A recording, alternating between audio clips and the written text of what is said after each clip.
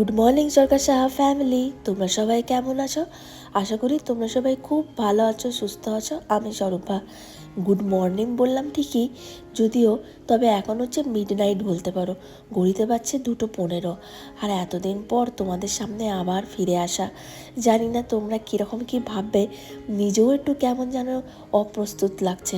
মনে হচ্ছে আবার সেই প্রথম প্রথম শুরুর দিনে যেমন হতো অসুবিধা, ঠিক সেই রকমই মনে হচ্ছে, যেন আনকমফোর্টেবল ফিল করছি। হয়তো কিছুদিন টাইম লাগবে আবার এই জিনিসটা নর্মাল হতে। তো দেখতেই পাচ্ছ পাশেই কিন্তু ব্যাগপত্র রেডি, আর সবাই ড্রেস পরে বসে আছে রাত দুপুরে। তোমরা হয়তো ভাববে হঠাৎ করে স্বরূপা এতদিন পর আসছে আর কোথায় যাবে এত রাতে। দেখো ঘড়িতে বাজছে 2:15। আমরা এখন সবাই ওয়েট করছি আমাদের ক্যাবের জন্যে। কোথায় যাচ্ছি সেটা একটু পরে তোমাদেরকে বলছি। আর দেখতেই পাচ্ছ আদিবাবুর কিন্তু পরীক্ষা টরীক্ষা হয়ে গরমের ছুটিতে ওকে ন্যাড়া মাথা করে দিয়েছিলাম। এখন কিন্তু অনেকটাই চুল বেরিয়ে গেছে। যাওয়ার আগে একটু ঠাকুরকে দুগ্গা দুগ্গা, ঠাকুরের ভরসায় সব কিছু এই বেরিয়ে যাচ্ছি। আর এই যে শুধু আমরা কিন্তু একা না, আমাদের সঙ্গে আরও দুটো ফ্যামিলি আছে। একটা ফ্যামিলি আগের দিনই গাড়ি নিয়ে বেরিয়ে গেছে, আর আজকে আমরা আর পিকিরা মানে সিং ফ্যামিলি দুজনে বেরোচ্ছি একসাথে। উদ্দেশ্য এখন আপাতত হচ্ছে এয়ারপোর্টের দিকে। ওখান থেকে গন্তব্যস্থল কোথায় সেটা তোমাদেরকে আস্তে আস্তে বলছি, গেলেই বুঝতে পারবে। তো চলো আমরাও বেরিয়ে পড়ি এবার দুগ্গা দুগ্গা করে। তবে ক্যাবটা বেশ জ্বালাচ্ছে রাতের বেলায়। দেখো আমরা এখন সবাই ওয়েট করছি ক্যাবের জন্যে গেটের বাইরে। আর বাচ্চা দুটো আদি আসাছি ন্যাড়া মাথা করার পর দুজনকে পুরো একরকম দেখতে লাগছে। কে আদি কে সাচি বোঝাই যাচ্ছে না, শুধু একটু শরীরের তুলনায় ডিফারেন্সটা বোঝা যাচ্ছে। কিন্তু দুজনেই একসাথে ন্যাড়া মাথা করেছে, জানো তো। আর দুজনকে দেখতে একবারে সেম টু সেম লাগছে।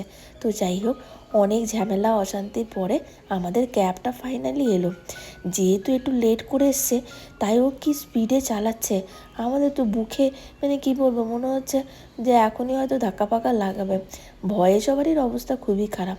তাই ওকে বারবার বারণ করা হচ্ছে যে তুমি দেরি করেছো, ঠিক আছে আস্তে আস্তে চালাও, নাহলে কিছু বিপদ ঘটিও না।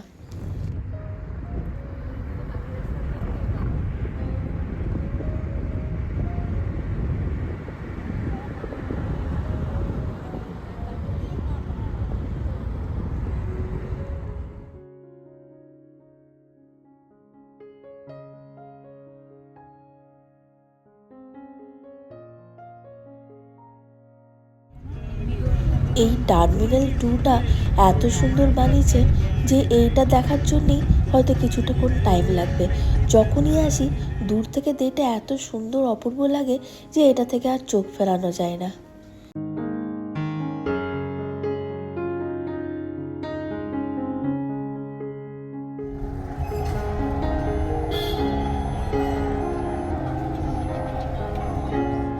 আমরা সবাই অপেক্ষা করে আছি এই ট্রিপটার জন্য অনেক দিন ধরে। কিন্তু আমাদের থেকে সবথেকে বেশি যে দুটো মানুষ অপেক্ষা করে আছে সেটা হলো আদি আর সাচি। ওরা যা এক্সাইটেড এই ট্রিপটার জন্য কি বলবো তোমাদের। পরীক্ষা টরীক্ষা হয়ে ওদের ছুটি হয়েছে অনেক দিনই হলো, মার্চের এন্ড থেকে ওদের ছুটি পড়েছে গরমের। আর ওরা হলো এইবারে উঠলো ক্লাস 4-এ, তাই আলাদাই বলতে পারো এখন বড় দাদা দিদি ওরা। তো যাই হোক, ওরা খুবই এক্সাইটেড। আর দেখছো তো রাত দুপুরে ওদের চোখে ঘুমের নামও নিশান কিন্তু কিচ্ছু নেই, কোনো টায়ার্ডনেস নেই, শুধু ভাবছে কখন যাব কখন পৌঁছাবো। তো এই যে আমরা সব লাগেজ টাগেজ নিয়ে চলে এসেছি, ঢুকে পড়েছি এয়ারপোর্টের ভেতরে। এয়ারপোর্টের ভেতরটা এত সুন্দর, মানে এইখানেই মনে হয় বসে বসে অনেকক্ষণ ধরে ভিডিও করে বেড়ায়, ছবি তুলে বেড়ায়। এখান থেকে যেতেই ইচ্ছা করে না।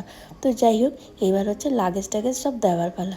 এসব দিয়ে এবার আমরা তারপর হাত পা ছাড়া নিশ্চিন্ত হলে মনে একটা শান্তি। যতক্ষণ এই লাগেজগুলোকে দেওয়া না যায় ততক্ষণ চলতেই থাকে যে তাড়াতাড়ি চলো তাড়াতাড়ি চলো, আগে লাগেজগুলো দিই। তো যাই হোক, দূর থেকে এই মাঝে মাঝে অপূর্ব এই যে কি সুন্দর গাছগুলোকে লাগিয়েছে, আর সব কিন্তু অরিজিনাল, জানো তো। এত ভালো লাগছে এই প্ল্যান্টেশনটা করেছে।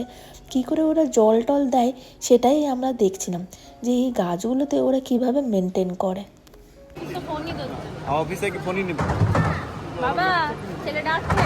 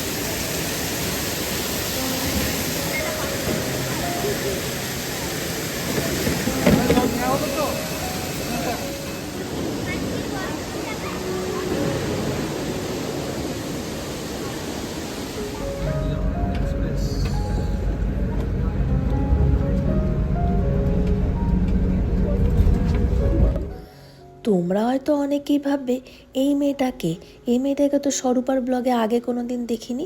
তো এ হচ্ছে আমার এক বোন, বেসিক্যালি বলতে পারো এ হচ্ছে পিকির মাস্তুতো বোন। তো ও ব্যাঙ্গালোরে চাকরি পেয়ে এসছে এখানে নতুন।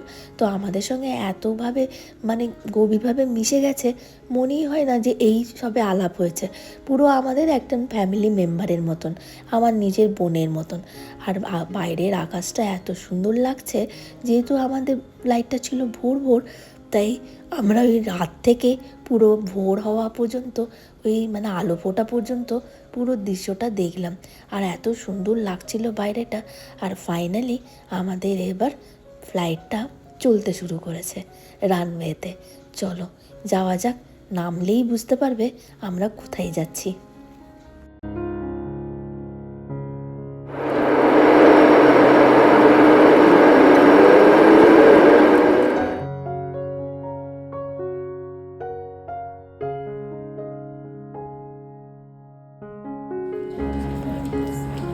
দেখি ওয়েদার ফোরকাস্টটা কোথায় চলে গেল।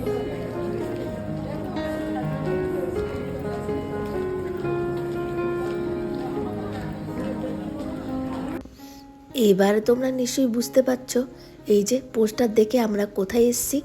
যদিও এটা অফ সিজন, কিন্তু জানি খুব গরম হবে, তবুও সবারই ইচ্ছা ছিল এখানে আসার। বেসিক্যালি ঘোরার জন্যে না, সবাই আমরা এতগুলো দিন ধরে অফিস করে বাচ্চাগুলো মানে এত পড়াশোনা পরীক্ষা এই গেল, আর বিশেষ করে বড়রা সবাই বলছিল গিয়ে একটা জায়গায় আমরা বসে থাকবো, বেশ ঘুরবো না ফিরবো না, খাবো দাবো শোবো রিল্যাক্স করব আর একটু রেস্ট নেব। সবারই মনের মধ্যে এই ইচ্ছাটাই ছিল, খুব ঘোরাফেরার উদ্দেশ্যে নয়, একটু গিয়ে এক জায়গায় বসে, এমন একটা জায়গা যেখানে বসে বসেই সেখান থেকে যেন দৃশ্য সিনারি দেখা যায় আর আমরা সেটাকে উপভোগ করতে পারি।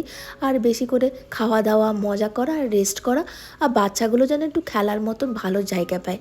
তাই এই ডেস্টিনেশন চুজ করা গোয়া।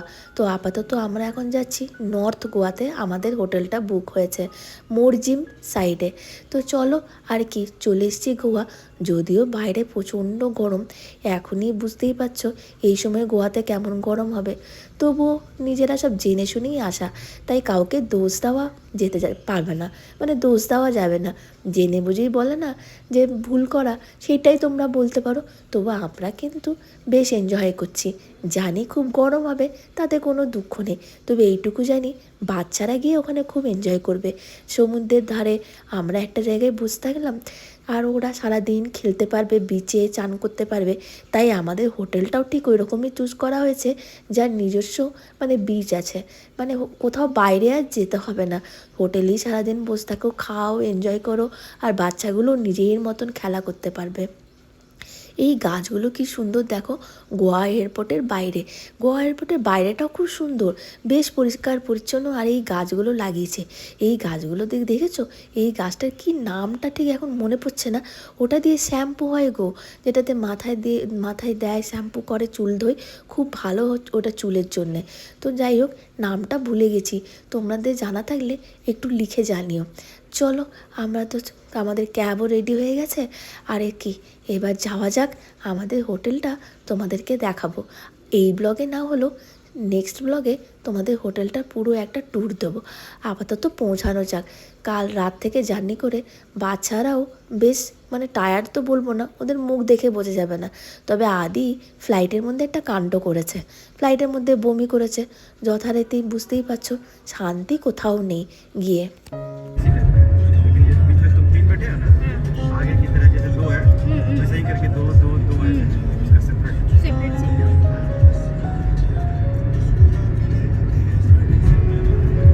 तीन एडजस्ट करना चाहेंगे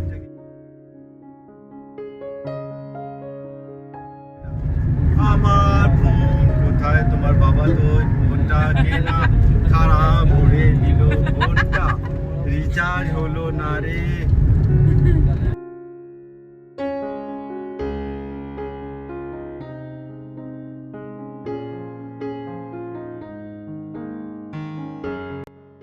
পৌঁছে গেছি আমাদের হোটেলে। এই যে পাশে পাশে এগুলো হচ্ছে এক একটা সব কটেজ, এটা হচ্ছে ডাবল বেডের, ওইদিকে ভিলা সাইড সেটা হচ্ছে ওই যে 3 বেডের বলতে পারো, মানে এক্সট্রা একটা বেড পাবে। তো আমাদের 2টো রুম বুক হয়েছে ওই দিকে, আর এই দিকে একটা মানে ডাবল বেডের রুম। আর এইটা হচ্ছে পুরো প্রপার্টিটা, দেখতেই পাচ্ছ কি সুন্দর গাছে গাছে ভর্তি, নারকেল গাছ আর ইয়ে। আগে গেলেই সামনে হচ্ছে বিচ, ওই যে দূরে দেখা যাচ্ছে, দেখতে পাচ্ছ তো বিচ। এইটা হচ্ছে পুরো হোটেলের ভিউটা এখান থেকে। তো আর এই যে এইটা হচ্ছে ক্যান্টিন, ক্যান্টিন মানে কিচেন বলতে পারো, এখানেই আমাদের খাওয়া দাওয়া হবে। আর এই আগে বসেও তুমি সব কিছু খাওয়া দাওয়া ব্রেকফাস্ট করতে পারো আর কি। আর এইখানে রান্না বান্না হয়, এখানে বসেও খেতে পারো। আর এই পুরো প্রপার্টিটা, আর এইখানে এই যে বসার জায়গা দিয়েছে, এই বসে বসে সামনে দেখো ওই যে নীল সমুদ্র, কী যে ভালো দৃশ্যটা, আর কী যে ভালো লাগছে জায়গাটা, এত সুন্দর, এতেই মন ভরে গেল। আর কোথাও যাওয়ার দরকারই নেই, গোয়া আসা সার্থক। তো চলো আজকে এখানেই শেষ করছি। আশা করি তোমরা সবাই খুব ভালো আছো। জানি তোমরা অনেকেই আমাকে মেসেজ করেছো, আর এতদিন ব্লগ দিতে পারিনি, তার জন্য রাগ করো না আমার ওপরে। সবাই খুব ভালো থেকো, সুস্থ থেকো, আর সাবধানে থেকো। রাখছি আজকে, আবার আসবো নেক্সট একটা দিনে।